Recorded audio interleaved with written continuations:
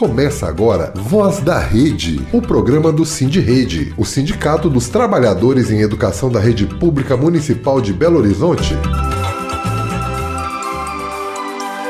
Boa tarde, pessoal, e começamos agora mais um Voz da Rede, que é o programa de rádio do Sindirrede, o Sindicato dos Trabalhadores em Educação da Rede Pública Municipal.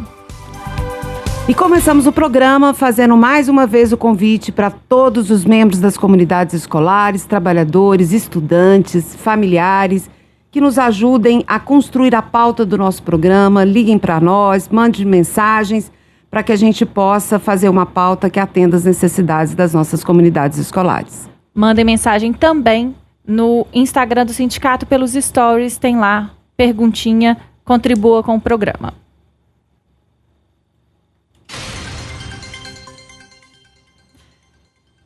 Começamos o giro de notícias de hoje dando uma notícia que está neste momento se desenrolando. Conforme a gente tem pautado nos últimos programas, o PL de privatização da Copasa está neste momento para votação em segundo turno na Assembleia Legislativa do Estado de Minas Gerais.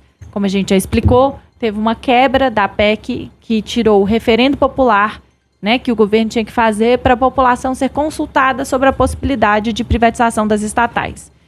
É muito importante esse tema, pois ele impacta diretamente nas nossas vidas, pois água e esgoto não tem como, nós precisamos, é direito básico, está na Constituição, e a gente sabe que quando privatiza não melhora. Inclusive, a empresa de São Paulo é um excelente exemplo. Privatizou a Sabesp e agora está aumentando taxa. Privatizou a Eletropaulo, agora a Enel. Teve já 2 casos de apagão na cidade de São Paulo que precisou ser socorrida pela nossa estatal CEMIG para solucionar o problema. Então, gente, não é pouca coisa, é muito importante. Façam pressão nas redes, digam para os deputados que vocês são contra a privatização da Copasa.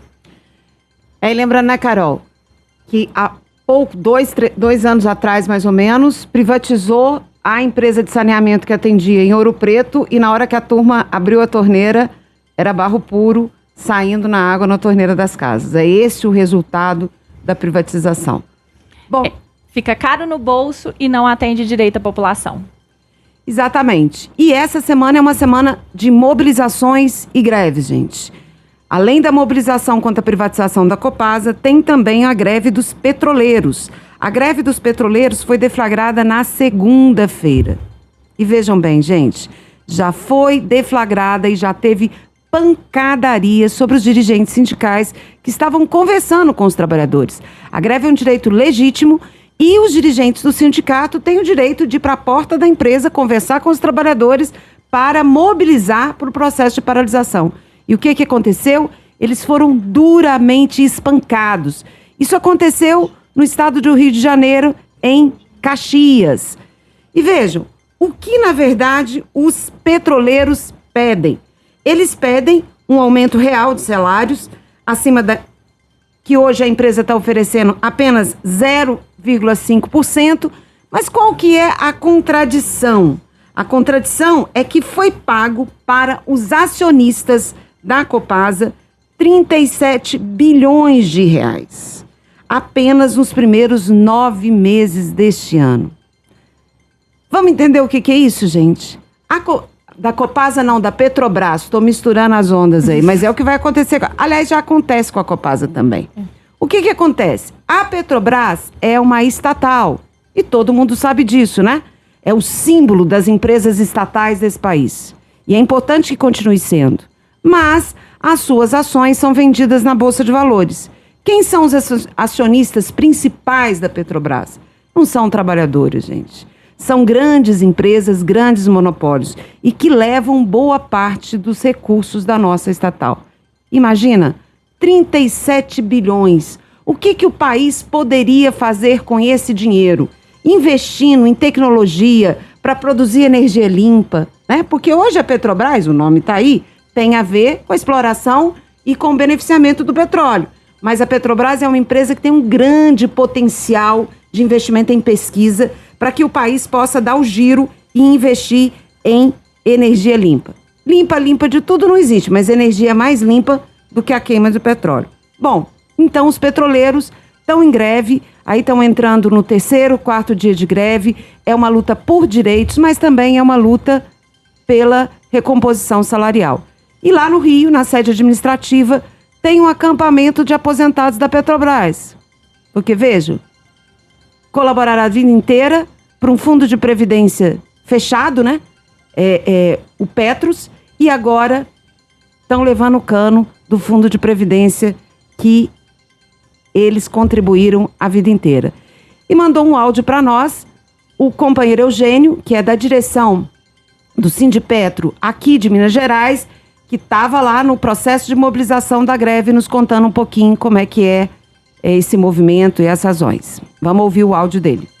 Hoje, dia 17, nosso 3º dia de greve. A mobilização de petroleiros aumenta cada vez mais por todo o país. Estamos lutando por um acordo coletivo digno, que repõe as perdas do último período, pelo fim do escateamento do nosso plano de saúde, bem como contra os ataques impostos pela Petrobras e pela Petros aos aposentados. Dinheiro mal administrado durante décadas pela gestão da Petrobras e da Petros, que agora está sendo cobrado dos aposentados. Além disso, é inaceitável que no meio de uma campanha salarial, a Petrobras jogue a polícia contra operários e trabalhadores, com toda a truculência, gás de pimenta e prisão de dirigentes sindicais. Fato é que quanto mais a Petrobras atacar, mais forte será o nosso movimento. A Petrobras é uma empresa que mais paga dividendos e que tem os salários mais baixos do setor petróleo do mundo. A tendência do movimento é ficar mais forte, cada vez mais forte, à medida que a intransigência da empresa aumentar.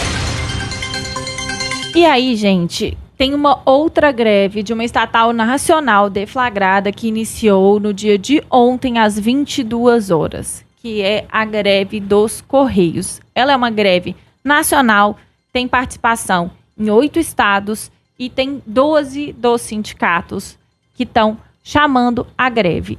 Outros sindicatos não aderiram à greve nesse primeiro momento, mas mantêm o estado de greve e tem assembleias no dia 23 de dezembro. E por que tem uma greve nos Correios, gente? O ACT dos Correios, que é o Acordo Coletivo dos Trabalhadores, ele se encerrou em julho deste ano. E a estatal, a presidência, vai enrolando, e até então não tinha apresentado nenhuma proposta para os trabalhadores. Ficou prorrogando o acordo coletivo e não fazia nenhuma apresentação de proposta. E aí, para falar melhor sobre isso, nós vamos ouvir agora o companheiro Robson, do Sintect MG. A situação é a seguinte: ontem nós deflagramos a greve a partir das 22 horas, uma greve nacional que conta aí com 12 estados até o momento, e uma situação muito curiosa, porque essa greve ela já era para ter acontecido anteriormente. A direção da empresa está enrolando nas negociações, quase 5 meses de negociações. Nós tiramos de fazer a greve unificada nacionalmente. Curiosamente, no dia de ontem, uma reunião no TST foi protelando a divulgação do informe que orientaria a greve nacional, e vários sindicatos, vários dirigentes sindicais tentaram boicotar a greve. Uma verdadeira pelegagem onde esses dirigentes tentaram aí cancelar a data da greve de ontem e jogar ela para o Natal, tentando de fato eliminar qualquer possibilidade de fazer greve. Nesse sentido, ajudando a direção da empresa, né, os patrões, a retirar direitos dos trabalhadores. Mas felizmente, aqui em Minas Gerais, a base muito aguerrida compareceu em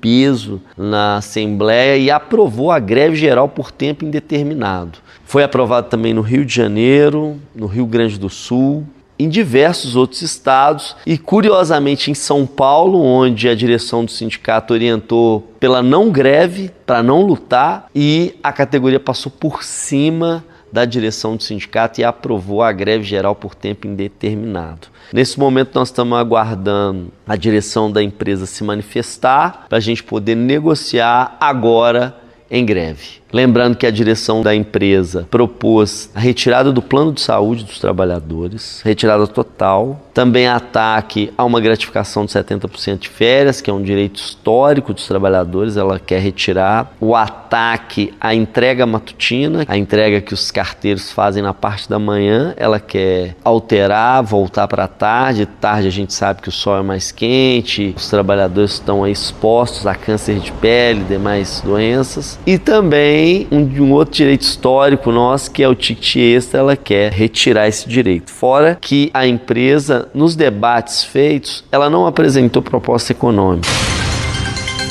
E é importante, gente, dizer o seguinte, o ministro da Fazenda alega que não tem condições de ter suporte, porque teoricamente tem um suposto rombo aí nos Correios. Os Correios também são uma empresa estatal que deram muito lucro e que os governos usaram esses lucros, né, para várias questões.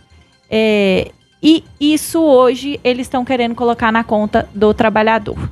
Então, além disso, a empresa, né, o ministro da Casa Civil, o Rui Costa, informou que se os trabalhadores saíssem em greve, que ele iria, então, liberar a privatização dos Correios. E aí é muito importante, gente, a gente entender. As estatais, elas dão lucro. A Copasa dá lucro para o estado de Minas Gerais, a Petrobras e os Correios dão lucro para a União, né, para o governo federal. E esse dinheiro foi usado para muitas coisas, e não para aqueles que constroem a empresa, que são os trabalhadores. Então não é possível a gente penalizar os trabalhadores, que são aqueles que constroem aquelas empresas, e dizer que o problema é deles e das suas famílias, né? O problema é do governo, o problema é do patrão. Isso é muito importante. E a organização da classe trabalhadora, ela é fundamental para que a gente possa mudar essa realidade que está aí posta. Então fica aqui a nossa solidariedade às 3 greves e aos ataques que estão sofrendo os trabalhadores dessas empresas. Exatamente, gente. E às vezes, o Brasil é um país onde os empregos são muito ruins, né? E onde boa parte da população, na verdade, está desempregada e vivem de bico. Então, às vezes, a população mais pobre olha para um trabalhador que está empregado numa empresa pública, olha para um trabalhador que é um servidor público e fala, esses aí são os privilegiados. E às vezes, não são privilegiados. Às vezes até ganham melhor mesmo que outros trabalhadores, né? Que trabalham no comércio, que estão aí numa jornada 6x1, 44 horas por semana e ganhando salário mínimo. Mas não é verdade que são privilegiados, gente. São trabalhadores que têm alguns direitos. E quando a gente pega a Petrobras, principalmente, que já teve salários mais altos, o salário de entrada hoje na Petrobras é 1/5 do que foi há 20 anos atrás. Tô pegando a Petrobras porque o Correio nunca lá teve salário muito bom mesmo não, né? E a turma do Correio, pensa aí, é o que o Robson falou do câncer de pele. Pensa aí o que é um carteiro andando de casa em casa, entregando encomenda debaixo do sol quente. E a turma acha que isso não existe? Existe, né? Não tem a carta, mas tem as encomendas e que é muito importante. Então, lutar em solidariedade a qualquer trabalhador quando está em luta, isso é muito importante, porque quando o trabalhador, um grupo de trabalhadores lutam, eles lutam na defesa de todos. E nesse momento especificamente é na defesa das estatais. As estatais são um patrimônio do povo brasileiro, que prestam serviços essenciais e que dão lucro. E esse recurso tem que ficar para o país, para investir naquilo que a população precisa. Não tem porquê a gente pegar uma empresa nossa, uma riqueza nossa, e dar para o empresário, que vai pegar o dinheiro, vai pôr lá no Banco do Exterior, vai ter uma vida de Marajá, esse sim privilegiado, o grande empresário, né? Porque o pequeno não. Então é por isso que a gente está na luta contra as privatizações, em solidariedade aos trabalhadores em greve. E aí, gente, a organização dos trabalhadores ela é fundamental. E nesse domingo teve mais uma organização dos trabalhadores, né? No domingo anterior tinha tido das mulheres, né, da população contra o feminicídio, o machismo e a violência contra a mulher. E neste domingo que passou, tivemos grandes atos por todo o país, reivindicando que o Congresso pare de achar que ele tem carta branca para fazer o que ele quiser e para proteger os seus. Então, passou esse absurdo da tal da lei da dosimetria. Gente, vamos explicar. O que é a lei da dosimetria? A lei da dosimetria é uma anistia branda. Ela não inocenta aqueles que tentaram golpe de Estado no 8 de janeiro, mas ela reduz em muito as penas. Então, só para vocês terem uma ideia, o ex-presidente Bolsonaro teve uma condenação de 27 anos e meio pelas questões da tentativa do golpe de Estado, pela articulação, construção, enfim. Se a lei da dosimetria passar, ele vai ter uma pena de 2 anos. É uma desproporção muito grande. E é uma desproporção porque o problema dos presídios cheios, dessa questão do judiciário, ela é real e ela é concreta. Mas para os pobres.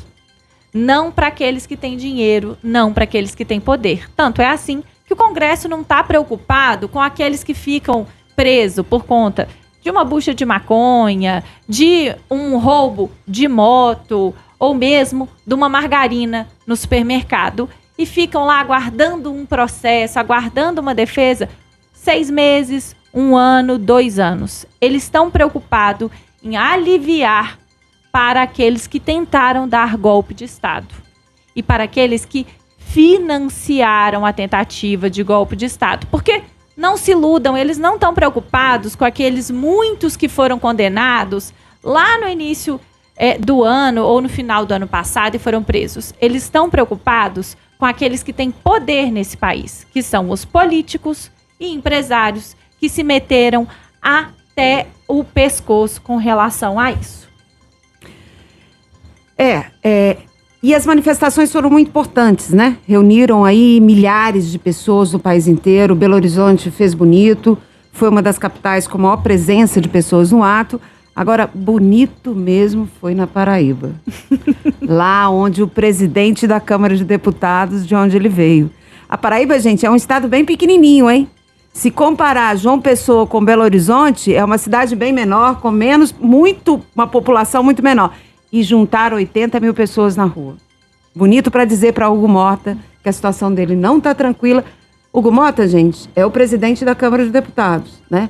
É o que acelerou aí o processo de votação da dosimetria. Mas, felizmente, ou pelo menos aparentemente, o projeto encontra dificuldades de seguir no Senado. Ele foi aprovado em 2 turnos na Câmara de Deputados, foi para o Senado, mas as notícias já dizem que algumas bancadas de alguns partidos disseram que não vão votar no projeto do jeito que ele veio da Câmara de Deputados. Aí tem coisa para o bem e para o mal, né? Tem os que dizem que o projeto exagerou na redução da pena e tem os que dizem que ele foi brando, tinha que ter anistiado de tudo. Mas nessa confusão há uma chance, uma possibilidade de que esse projeto não tenha sequência no Senado. Para isso, é muito importante a pressão popular, nos atos, nas ruas, mas hoje em dia também funciona as redes sociais. O que a gente não pode é substituir uma coisa pela outra, né? Bom, seguindo a linha aí das maracutais e das coisas estranhas, vamos falar da dívida do Estado de Minas Gerais. É muito importante falar da dívida do Estado de Minas Gerais, gente, mesmo porque a gente começou esse giro de notícias falando da privatização da Copasa, né? E, teoricamente, o governador está dizendo que está vendendo a Copasa porque ele é obrigado a fazer isso para garantir um acordo com o governo federal para que haja um parcelamento maior da dívida do Estado. Porque a dívida do Estado de Minas Gerais é tão grande que se ela for paga, teoricamente, pelas regras do jogo normais, o Estado trava. Não tem dinheiro para fazer mais nada. Os 3 estados, quase todos os estados brasileiros estão nessa situação. Mas Minas Gerais, Rio de Janeiro e Rio Grande do Sul é onde a coisa mais pega. A dívida hoje é de 188 bilhões. Essa dívida, gente, durante o governo Zema, ela mais do que dobrou de valor. Aí tem várias razões pelas quais a gente pode explicar por que essa dívida dobrou de valor. Só uma parte aqui. Essa explicação não é nós aqui, professoras, que chegamos nela, não.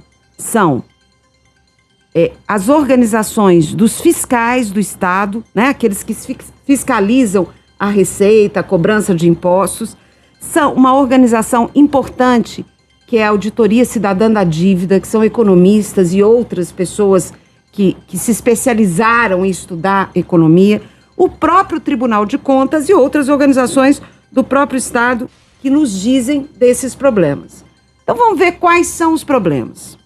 O primeiro é um problema geral da dívida pública dos estados e da dívida pública do país. É o valor da taxa de juros.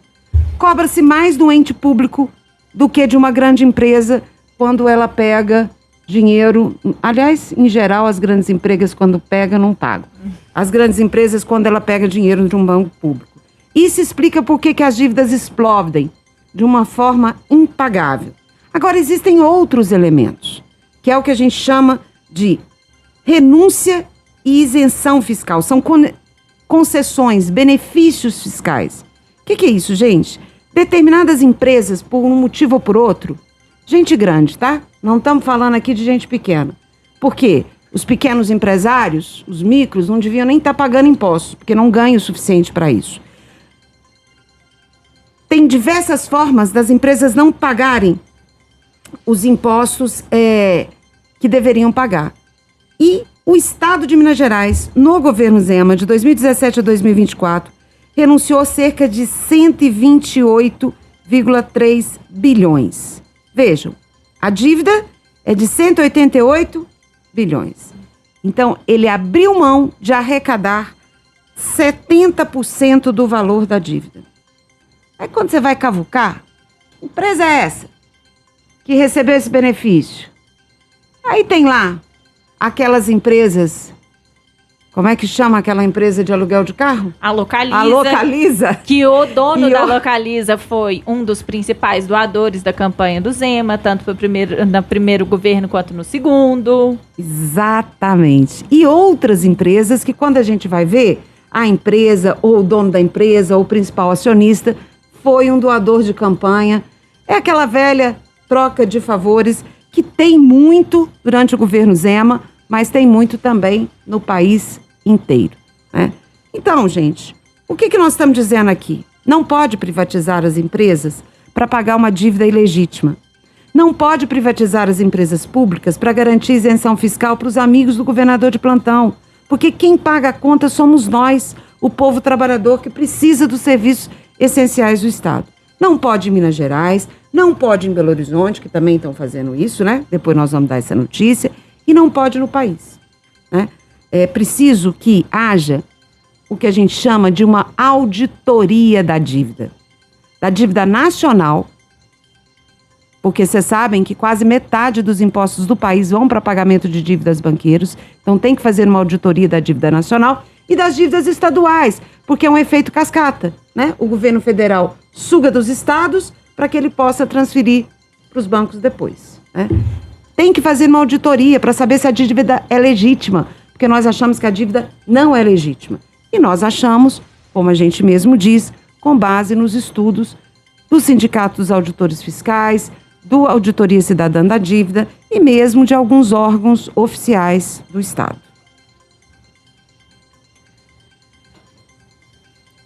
E vamos tivemos lá para Belo Horizonte. Para Belo Horizonte. Tivemos atualizações com relação às escolas em tempo integral que estão sendo fechadas ou reduzidas.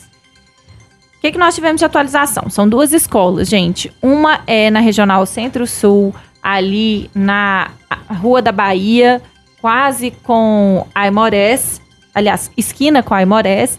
E a outra é uma escola no Barreiro, que fica ali na antiga chamada Praça da FEBEM.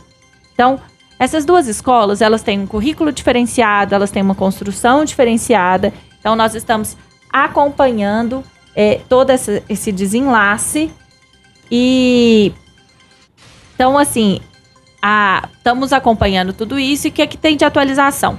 Houve uma interrupção nos diálogos por parte da secretaria. Algumas famílias judicializaram, têm feito manifestações e mobilizações. Tivemos uma audiência pública na Câmara Municipal, já trouxemos aqui em outros programas. Teve uma oitiva na Assembleia Legislativa e hoje terá um ato daqui a pouquinho, 1h, na porta da PBH, organizado pela comunidade tanto da Paulo Mendes Campos, Ser Imaculada, quanto do Point, lá do Barreiro. E só lembrando, gente, o que a prefeitura está propondo? Transferir o Point para uma escola que está em construção, que não abre antes de março ou abril do ano que vem. E é um negócio meio estranho, que ela vai fechar onde está funcionando, os meninos vão ficar no ar, e para uma outra escola que só vai abrir em março ou abril do ano que vem. E Lá no Ser Imaculado, olha o que a prefeitura está dizendo. Ela vai desapropriar uma casa que está do lado para receber os meninos que ela chama da infância, né? Que é Escola da infância. Para a escola da infância. Só que a casa não tem tamanho para receber os meninos. Então ela vai ser uma sede administrativa de uma nova escola. E as pessoas vão continuar, os estudantes vão continuar no mesmo espaço de onde está o SEI, que já tem uma direção, que já tem uma escola instituída, tem treta no ar, né? Bom, terceirizados. Continua a luta, amanhã tem uma paralisação de terceirizados, ainda é uma luta pela defesa do emprego e dos direitos. Que terceirizados são esses? Os terceirizados contratados pela MGS que atuam na Prefeitura Municipal de Belo Horizonte. A gente ainda teria algumas notícias hoje, com relação ao Plano Nacional de Educação e com relação ao tema 1218, que fala do plano, né? O Plano Nacional de Educação é o que ele diz, e o tema 1218 é que vai falar do julgamento de uma ação com relação a piso e carreira dos trabalhadores da educação. Mas eu acho, Carol, que nós vamos passar para frente, porque nós temos uns entrevistados no programa e não vai dar tempo da gente fazer tudo que a gente planejou. Então, essas notícias a gente deixa para a próxima quarta-feira. Voz da Comunidade. Então, gente, nós já tratamos um pouco dessa questão quando a gente estava falando da privatização, das empresas, mas a gente hoje vai voltar um pouco para uma questão que o mundo do trabalho, ele atua muito, ele ouve muito, que é a tal da meritocracia. O que é a meritocracia? É um termo para nos convencer que as pessoas elas melhoram de vida ou pioram de vida por mérito, e não porque nós estamos no sistema capitalista e que nos massacra. Então, nós vamos ouvir pessoas diversas da comunidade que vão falar sobre essa questão da meritocracia, tanto nas escolas de Belo Horizonte, como isso afeta também as famílias de estudantes da nossa rede. Nós vamos começar ouvindo a Solange, que é cantineira da rede municipal. Olha, nosso ritmo de trabalho é muito grande. Nós começamos a trabalhar a partir de 6h30 da manhã e vamos até 5 horas da tarde com a nossa demanda de alunos. E nisso nós temos o trabalho do infantil, nós temos a escola integrada, nós temos a regular, do café até a janta. Nessa demanda muito corrido e às vezes precisamos de mão de obra, às vezes a gente está defasada e nosso trabalho é muito árduo, é muito corrido, porque nós trabalhamos com hora, a gente não é com tempo. A hora pra gente é o essencial, porque se atrasar qualquer uma das merendas, a gente fica sobrecarregada o tempo todo. Desde o começo do ano a gente está tentando mais uma pessoa, nós trabalhamos em 6, numa demanda de uma escola que tem quase 1.000 alunos e nós trabalhamos de 6 pessoas dentro da cantina. E a gente está tentando ver se consegue pelo menos mais uma pessoa, mas nós não estamos conseguindo. A nossa demanda é muito grande, muito trabalho, porque a gente tem todo um processo para fazer. Às vezes as pessoas acham que quem trabalha na cantina, a gente pega o alimento e já vai manipulando ele. Não, ele tem todo um processo de higienização para a gente poder estar trabalhando com aquilo. E a gente não recebe insalubridade. Umas pessoas recebem, outras não recebem. A gente está nessa carga horária muito puxada e a gente ainda não tem esse insalubre, né? E enquanto umas demandas recebem, outras demandas não recebem. E a gente, assim, é muito barulho, né? Nós temos muito barulho, além dos barulhos da panela de pressão, liquidificador, tem as crianças que ficam no refeitório, que gritam muito, então tudo isso, esse eco entra para nossa cantina e a gente fica, tem dia que a gente fica sobre um estresse muito grande por causa disso.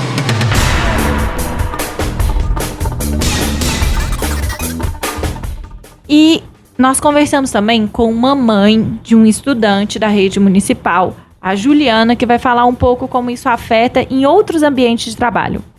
A gente que é mãe solo, então a gente não tem muita opção de escolha, né? Tem que trabalhar, a verdade é essa. Tem que trabalhar para pôr os mantimentos dentro de casa, não faltar nada para criança. Essa época agora de fim de ano é mais puxada, a gente tem que dobrar para conseguir manter o fluxo de clientes. Lá abre 7 da manhã e vai até às 22h20, não pode chegar atrasado, uniforme impecável, crachá todo tempo, receber o cliente, né, sempre com bom dia, boa tarde, perguntar se está faltando algum produto. o cliente tem que sair de lá em si satisfeito. É cansativo, né? Porque acaba a gente ficando assim, sem tempo, né? Com a família, lazer. Vamos dizer assim, eu não posso marcar uma reunião, porque como eu te disse, a folga não é uma folga fixa. Então, tipo assim, domingo, tem domingo no mês que é 5 domingos, a gente folga 1, trabalha 4. É bem puxado. Então, assim, a gente tá torcendo. A gente tá torcendo para conseguir vencer, né, essa escala de 6 por 1. Para a gente ter mais tempo com a família, até mesmo com os compromissos da escola. Não dá para ficar sempre presente junto com a criança, tem que saber pelo um vizinho, um colega, sobre as coisas que estão acontecendo na escola, sabe? É uma coisa triste, né, que a gente acaba não conseguindo acompanhar o desenvolvimento da criança, né? A criança em si também sente falta, né, questiona porque, minha mãe só vive trabalhando e se a gente não trabalha, falta coisa para criança e tem que desdobrar, pagar uma pessoa para olhar, para ficar, para cuidar.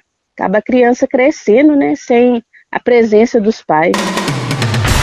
E por fim, gente, nós vamos ouvir a professora Rosmari, que vai falar como a meritocracia descaracteriza exatamente a atuação que a gente tem que ter na educação.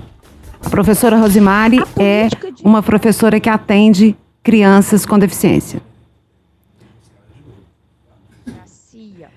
Ao adotar a lógica gerencial de produção de dados e resultados quantitativos que subsidiam políticas de privatização e mercantilização da educação. A Política Nacional de Educação Especial, na perspectiva da inclusão de 2008, já se enquadra nessa lógica, ao conceber e organizar a educação especial como um serviço, e com desdobramentos na nossa rede de uma desigualdade na oferta do AE, nas escolas que compõem as 9 regionais. A descaracterização da educação especial como modalidade de educação especial, com centralidade no apoio pedagógico especializado aos professores regentes em prol de uma efetiva inclusão escolar, foi se acentuando durante esses 15 anos de AE, ao pautar os atendimentos no contraturno, desarticulados com o trabalho pedagógico das salas de escolarização desses estudantes. Na atual gestão da SMED, a meritocracia se acentua, ao garantir, entre aspas, a universalização do atendimento educacional especializado em todas as escolas e ampliar o seu público-alvo, matriculando todos no AE e assim garantindo o duplo financiamento do Fundeb. Por dentro da questão.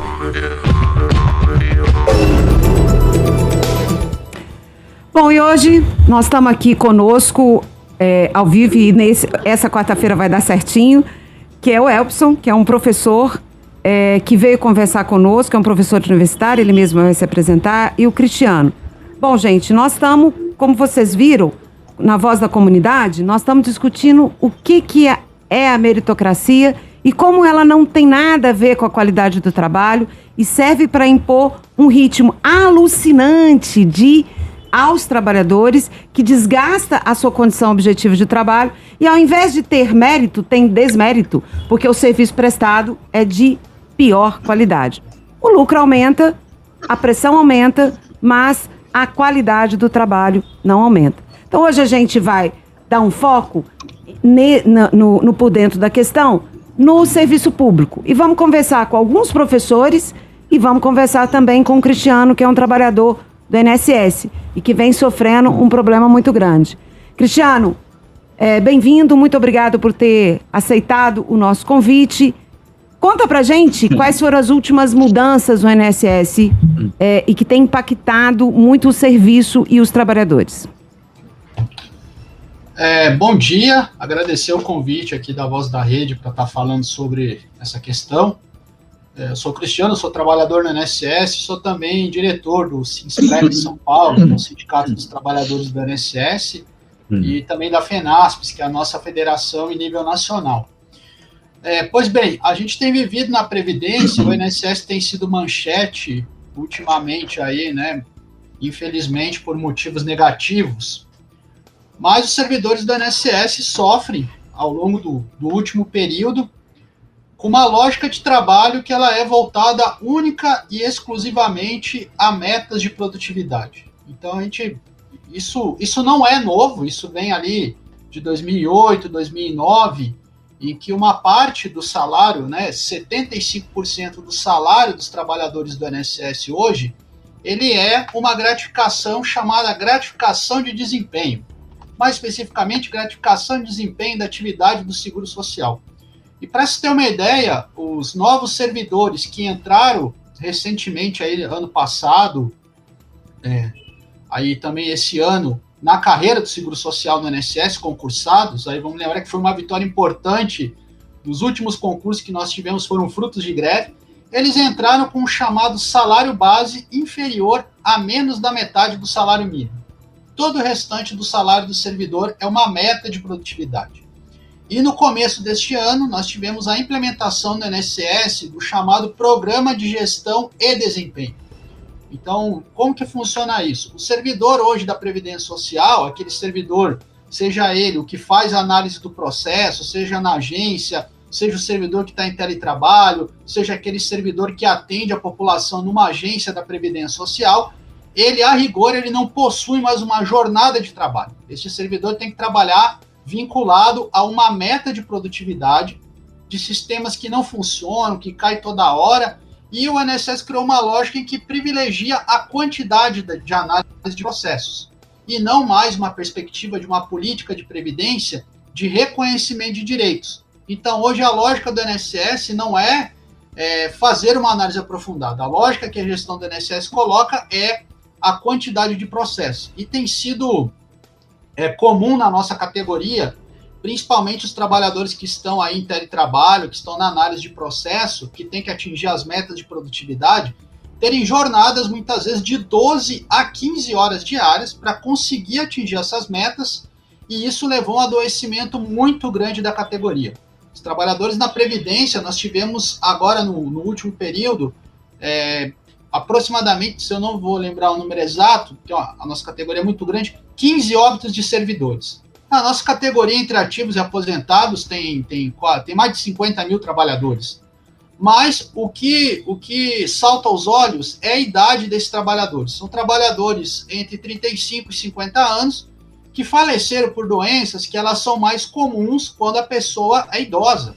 Então, servidores que tiveram morte súbita por infarto, doenças relacionadas ao sistema cardiovascular e também alguns suicídios. E isso está diretamente vinculado à implementação da política da lógica de meta, de produtividade. Então, esse modelo, que eles chamam de modelo de gestão, ele não foi bom para o servidor, porque aumentou a pressão por assédio moral, o adoecimento, as jornadas extensivas, não resolveu o problema da fila do INSS. A gente vê a fila do INSS em 2.800.000 processos, né? Ou seja, é um modelo que ele acabou não favorecendo ninguém, e é uma tentativa aí dos vários governos, né? Aí estou falando vários governos porque é um projeto de continuidade, tentar suprir a falta de servidores hoje na Previdência, que nós temos mais de 24 mil vacâncias e 19 mil servidores ativos. A solução apresentada foi pressionar os trabalhadores por mais produtividade.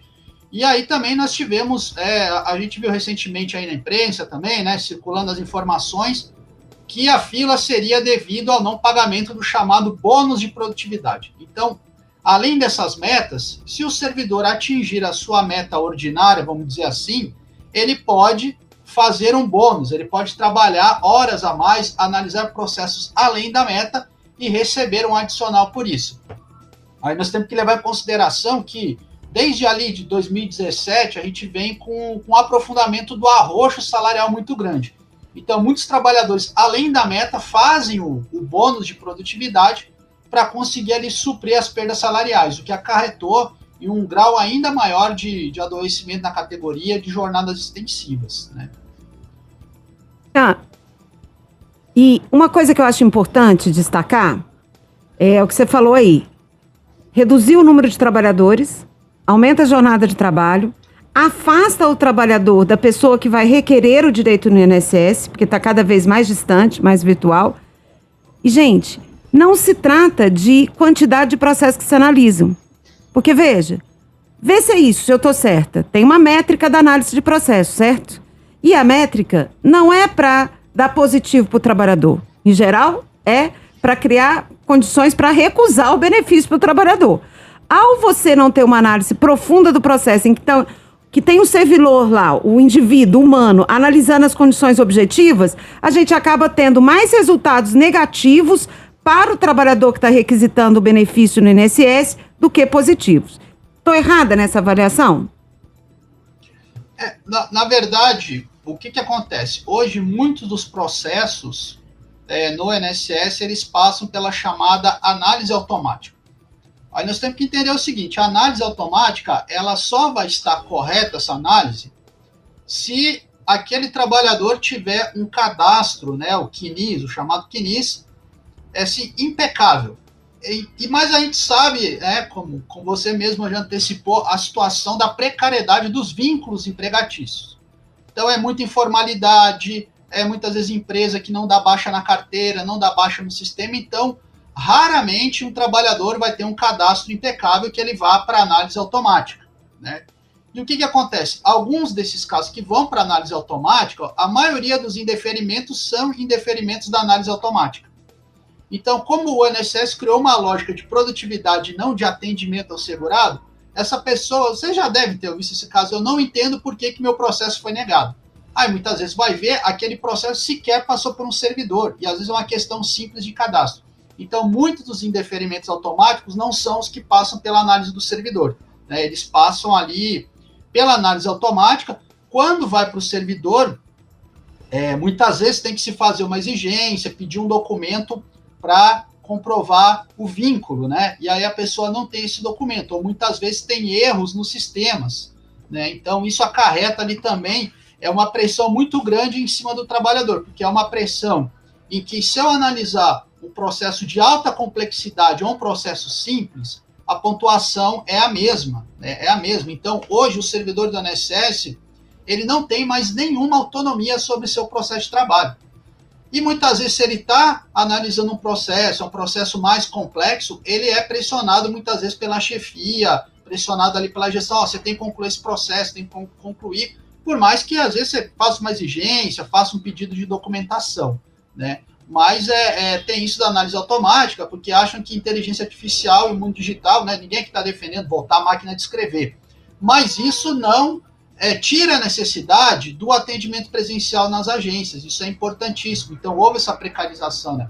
E o nosso receio é que essa atribuição, que é uma atribuição da carreira do Seguro Social, atendimento nas agências, a orientação quanto aos direitos previdenciários, que isso seja, aí, principalmente com o avanço da reforma administrativa, que isso acabe sendo terceirizado e que o servidor do INSS vá única e exclusivamente para uma atividade que eu digo que desumaniza, né? Muito servidor que já entrou direto na análise remota, ele não tem o pertencimento de entender que aquele processo que ele está analisando é um trabalhador, é uma pessoa doente, é um viúvo, uma viúva que está ali requerendo a pensão, é uma mãe que está procurando salário maternidade. Então tem essa desvinculação também, muitas vezes, do processo do fator humano, né? Que é aquilo que nós fazemos ali, que é atender pessoas e garantir os direitos previdenciários dos trabalhadores. Cristiano, segura aí que a gente vai tentar voltar um pouquinho sobre a reforma administrativa. Mas eu queria falar agora com o Elbson, agradecer a presença. O Elbson é professor no Maranhão, né? Nós colocamos aí uma informação não errada, mas ultrapassada, que ele não está mais na coordenação do curso, mas não tem problema, tem o mérito da pesquisa assim mesmo. Elbson, muito obrigada pela sua presença aqui. E queria que você tocasse um pouco nesse assunto, né? Como é que é a meritocracia, como é que ela funciona na educação e quais são os efeitos dela, negativamente ou positivamente, se assim o entender. Bom, boa tarde, colegas, a Voz da Rede, Cristiano, colegas que nos ouvem, nos veem. É uma satisfação poder participar. Sou professor aqui na Universidade Federal do Maranhão, no Departamento de Economia, da pós-graduação, e também participo do movimento sindical, da base do ANDE, Sindicato Nacional, fui aqui presidente da Pluma, que é a nossa associação sindical. faço parte aí do grupo de oposição ao sindicato, né, alinhado também com a CSP com Lutas, né, dentro de um coletivo chamado Coletivo Andes em Luta, né, então, na verdade, tem essa dimensão, digamos assim, de pesquisador, mas também militante, né, então esse é o meu olhar, né, não apenas como um professor, mas também como um militante também no movimento sindical.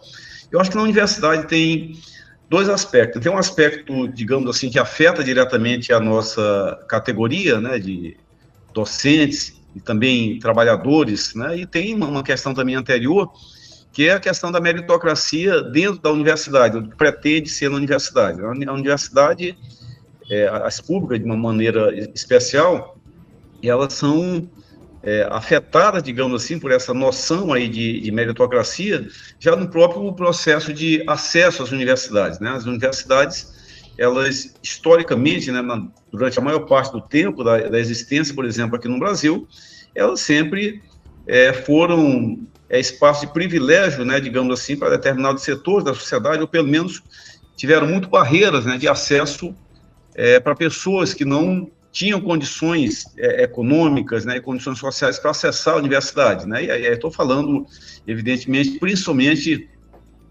da classe trabalhadora, né, e se a gente quiser também com esse recorte étnico, né, e também de gênero, então sempre foi uma barreira muito grande, então as cotas passaram a existir aí há pouco mais de 20 anos, amenizaram essa situação, mas de origem, digamos assim, que é o fato da universidade, ela não reflete as condições populares, não reflete as condições.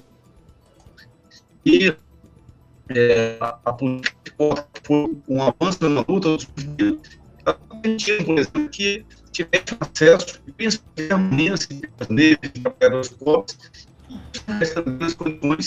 Tá falhando aqui pra gente? Será que se você tirar a imagem, melhora aí a sua internet? Pode ser. Fala em vez de tirar a imagem, tirei foi o som. Né? Vou tirar aqui a imagem. Então, agora melhorou, pode continuar.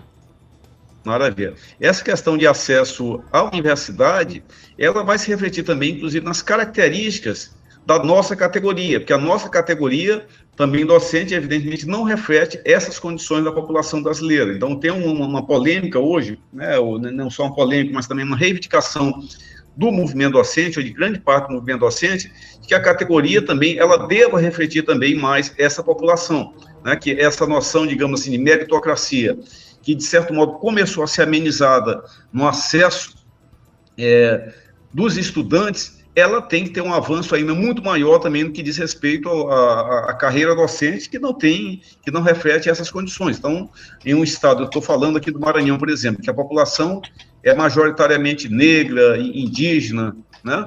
Aqui a gente está longe de refletir essa situação. A parte dos cursos tem pessoas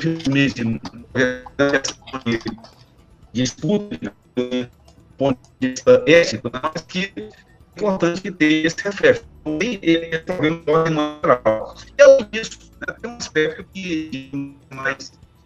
Está falhando de novo.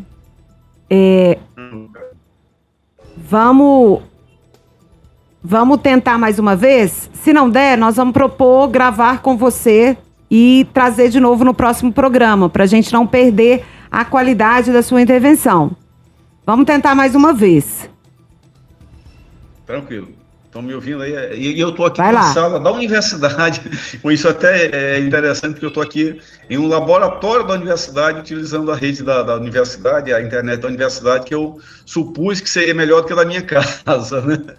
Vocês verem como a universidade está também... Mas agora está bem. Condições precárias. Né? Então, eu dizia isso, que temos um problema de ordem mais geral, né, que é essas características da categoria docente que não refletem essas condições da população brasileira e da classe trabalhadora. E também temos cada vez mais um aspecto que tem a ver também com o que o Cristiano tem falado, que tem afetado todo o serviço público, né, em todos os níveis, que são elementos que se expressam hoje na reforma administrativa. Né? As universidades, nós temos muito, cada vez mais, se expressando na minha leitura, uma noção que a professora Marilena Chauí, cunhou há algum tempo, que é o que ela chamava de universidade operacional, né? Essa universidade operacional, ela teria essas características gerenciais, né, pretensamente voltadas aí mais para atender o mercado, e que trazia para as universidades essa lógica privada, essa lógica gerencial de funcionamento. Então, em que se estimulava a produtividade, né, tanto aí dos estudantes, dos técnicos administrativos e também dos professores, né? Então, essa lógica, né, do que a professora identificava há algum tempo, ela está muito expressa agora nessa reforma administrativa, que o Cristiano também indicava, que, né, que vocês também estavam colocando, né, que afeta, que deve ser realmente uma luta de todos os servidores, porque a gente não pode pensar, né, que essa lógica, né, da reforma administrativa, dessa lógica gerencial, ela possa ter numa universidade pública que tem uma outra dimensão, que não é uma dimensão para o lucro, pelo contrário. Então, penso que esse é um desafio. Nós temos desafio de ordem mais estrutural, que é esse, por exemplo, de fazer com que a categoria docente, ela, e no caso também dos estudantes, claro, mas me referi mais especificamente no caso da categoria, que a categoria reflita mais do ponto de vista étnico e do ponto de vista das relações sociais, mais a classe trabalhadora e reflita mais o que nós somos, né, em termos mais gerais, e também que a universidade ela seja menos operacional, e isso implica, nesse caso, em enfrentarmos juntos essa proposta de reforma administrativa. Welbson, eu acho muito importante algumas coisas que você levantou no que diz respeito à questão da educação. Vou te jogar algumas questões aqui e você me diz se eu estou certo ou não. Bom, quando a gente fala da meritocracia, a gente está falando numa discussão de um mundo que joga para os trabalhadores a responsabilidade do sucesso deles devido ao seu mérito ou não. É como se tivesse, de fato, oportunidades iguais para todo mundo, né? Ou que se tivesse avançando nas oportunidades iguais para todo mundo, e as pessoas conseguem mais ou menos em termos de rotatividade, trabalho, porque tem seu mérito ou não. Ao mesmo tempo que as condições de trabalho são cada vez mais precarizadas, e o que se interessa são tabelas, números, e que não tem a ver com a qualidade objetiva. Principalmente no serviço público, aí, como o Cristiano falou, né, no INSS, que tem a ver com o atendimento direto da população, e que tem a ver com uma análise, às vezes, concreta da vida da pessoa, né? Lembrando, gente, que boa parte dos trabalhadores no país não tem acesso a um grau de informatização, ou não tem os dados da sua vida funcional completamente equilibrados, né? Visto que uma parte deles ainda passou parte da sua vida de trabalho no campo, na cidade. E na universidade é a mesma coisa. Veja, nós tivemos um processo, e você citou isso aí, que foi muito importante, de ampliação do acesso à universidade. Tanto com as medidas de cota, quanto com alguns programas, né? Tipo Reúne, ProUni. Ao mesmo tempo que você tem uma ampliação do acesso, você não tem uma ampliação equivalente do número de trabalhadores, do financiamento das instituições públicas e, ao mesmo tempo, um processo de privatização, né? Aqui em Belo Horizonte, a gente vive uma situação na UFMG de que muitos dos laboratórios, muito da produção científica que é feita numa universidade pública, o patrimônio dessa produção não é nosso, é da iniciativa privada, né? Então, depende muito disso. Eu queria que você me dissesse um pouco dessa relação, da ampliação de vagas, da ampliação do acesso, mas, ao mesmo tempo, de uma precarização do trabalho. Isso confirma, não confirma? Pois é, confirma sim. E aí talvez um pouco de vício acadêmico, eu sempre gosto de lembrar, né, eu lembrei da Madalena Chauí, eu sempre gosto, quando eu faço esse debate, de lembrar também de um outro autor, também uma referência do ponto de vista assim, acadêmico, de refletir a universidade, que é o Maurício Trachtenberg, né? O Maurício Trachtenberg, né, algumas pessoas que estão me ouvindo talvez conheçam, ele falava que na universidade a gente identifica muito o que ele chamava de delinquência acadêmica, né? Na verdade, para dizer que a universidade, ela reflete as relações de classe, a universidade tem luta de classe, então, muitas vezes se tem uma ilusão que a universidade ela é uma coisa neutra, tal, assim, não.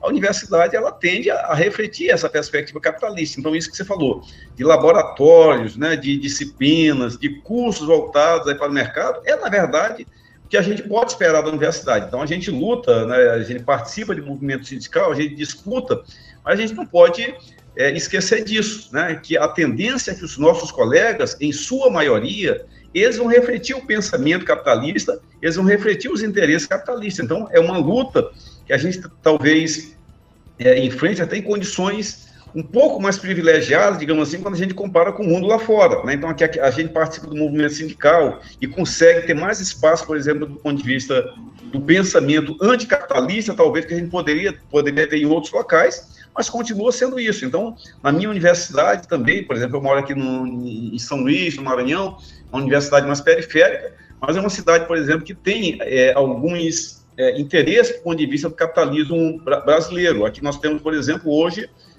a maior zona portuária, né, maior complexo portuário em exportação, né, não em valor, mas que exporta commodities aqui do Nordeste, do Centro-Oeste, né, aqui pelo complexo portuário daqui de São Luís, e em função disso, os custos da Universidade Federal do Maranhão, da Estadual, do institutos federais, vão se adaptando a essa realidade, né? Então, as disciplinas, os cursos, e também essa reforma administrativa e essa noção que a professora colocava de universidade operacional, ela se casa com isso, que a universidade vai se adaptando, né? Mas vai se adaptando de uma tal maneira que, se a gente não tomar cuidado, se a gente não enfrentar, a universidade vira um apêndice realmente das empresas, vira um apêndice dos mercados.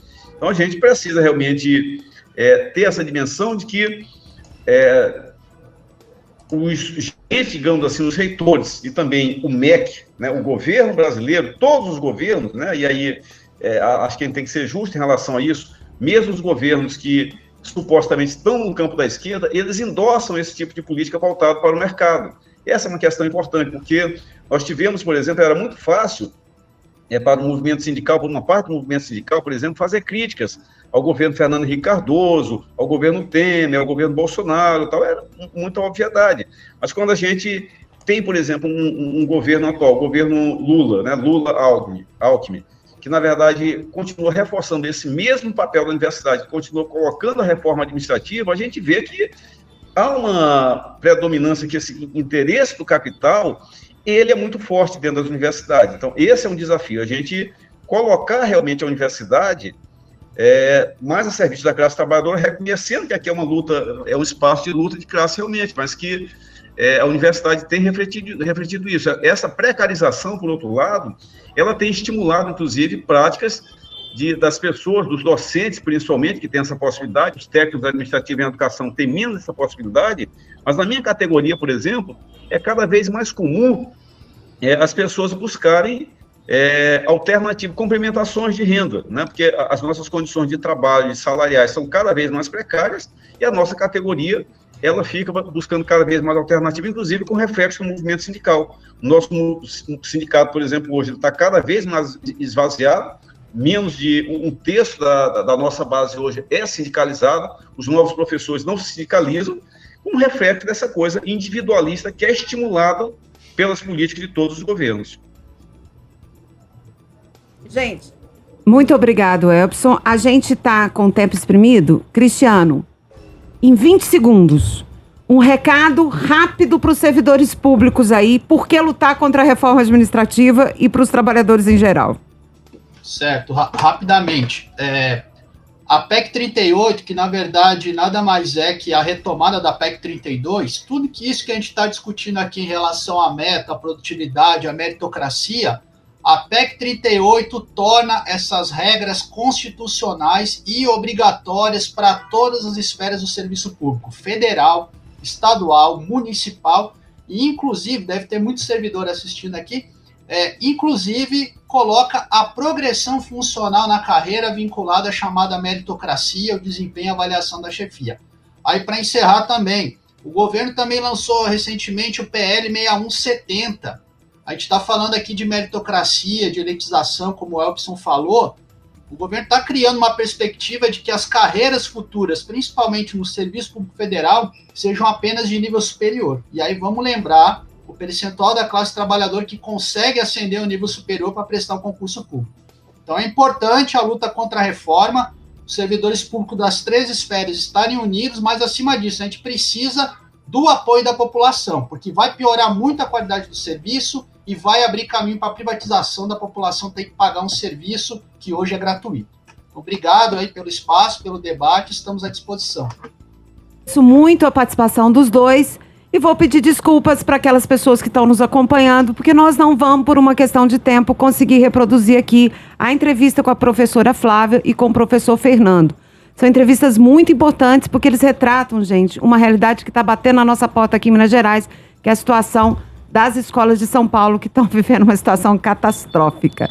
É o Tarcísio querendo tomar a frente, está disputando com o Zema, quem chega na frente e quem desmonta primeiro o serviço público. Mas no próximo programa a gente traz aqui. E mais uma vez, muito obrigada aos dois pela participação. Obrigado.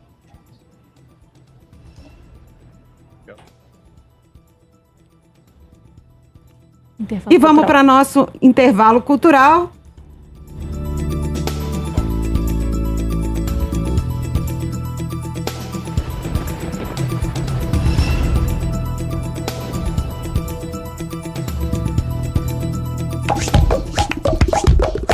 Intervalo cultural. E está acontecendo até segunda-feira, 22 de dezembro, a exposição de bonecos do Giramundo.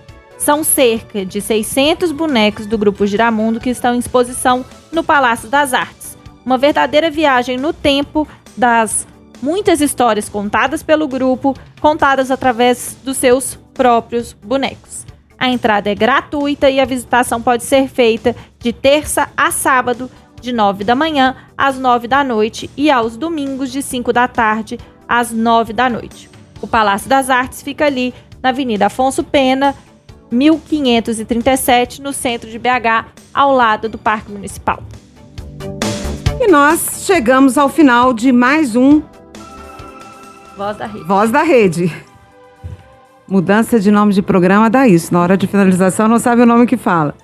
E se você não conseguiu acompanhar ao vivo o nosso programa ou quiser indicar para algum ouvinte, para algum trabalhador que está perto de você, procure por Sindirede no SoundCloud, no Spotify ou no YouTube. E logo, logo nós vamos estar em outras plataformas também. E quem quiser fazer contato com a gente, para fazer sugestões, críticas, mande mensagens pelo WhatsApp 31 98 621 9412. 31 98 621 9412. Muito obrigado pela audiência, gente, e até a próxima quarta-feira, que será dia 24 de dezembro.